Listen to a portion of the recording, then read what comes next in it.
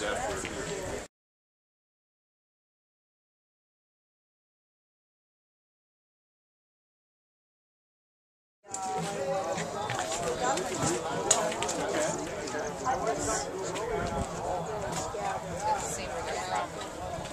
Up here somewhere. Was 715 area code.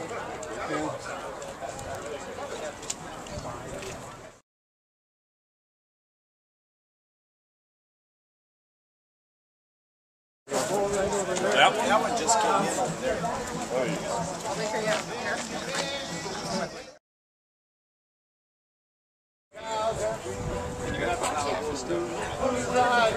Expand the wetlands rather than, because they were going to fill in both of those wetlands. Ain't got nothing on me. I'm long on boats and feeling I think I'm gonna lose. Now I'm just a lonesome cowboy singing the cowboy blues. Oh, lay a low, lay a low, dee. Oh, lay a low, oh, lay a low, dee, da, dee, oh, lay a.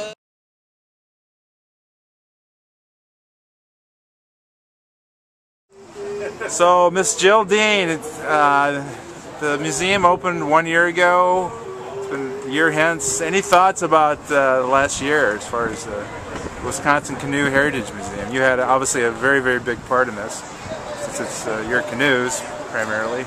It was, yeah, a contribution of canoes was a little seed, but what has grown from that is really amazing and beautiful.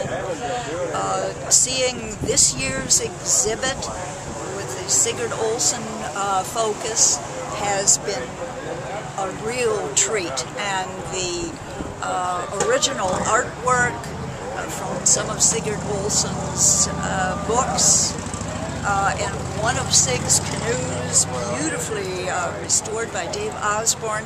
It's a wonderful experience, and to have the growth and continuity both has been a treat.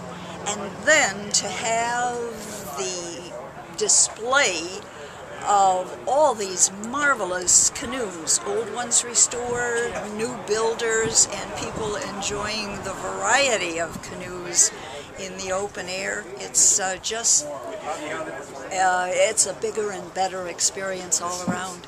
I'm thrilled.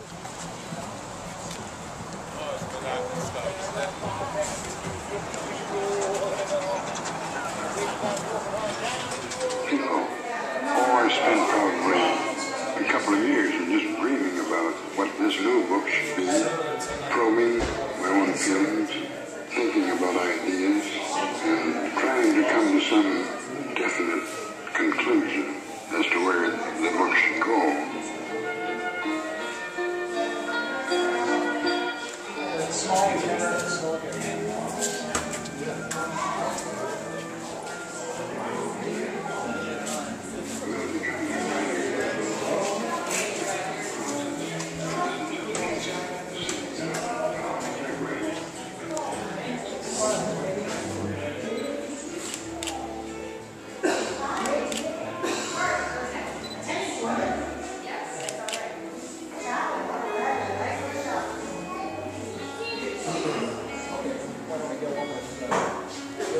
Getting worth using?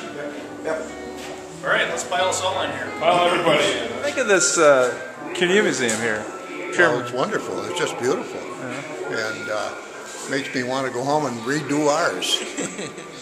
This is your first time here? Yes, yes. Okay. Yeah. Well, we come to Spooner quite frequently from our cabin, but this is the first time at the museum. Right. It's been open this is 1 year. It's been open. Yeah, okay. Well, you're doing a nice job. Yeah. Beautiful event, because the displays outside are just fabulous, and canoes are so beautiful, and this museum is a great resource in the area for lots of paddlers. And we're going to join, and maybe we'll refinish our canoe here. We haven't decided. Oh, so you're considering having your canoe refinished here? Doing it ourselves here. Oh, doing it yourself? Yeah, oh, take a workshop. Yeah. We're going to think about it, oh, yes. Okay. Yes. So right, it's a great resource. Right. And we're happy it's here. Your name again? Oh, my name is Patty Flaherty. Okay, from Duluth. Okay. Yeah, I'm from St. Paul. St. Paul? But yeah, we're all one family. Oh, one family. Okay, yes. all right. right. Well, enjoy yourself. All my friends are gonna be strangers. I'm all through, never trusting anyone. The only thing I can count on now is my finger. I was a fool, believing.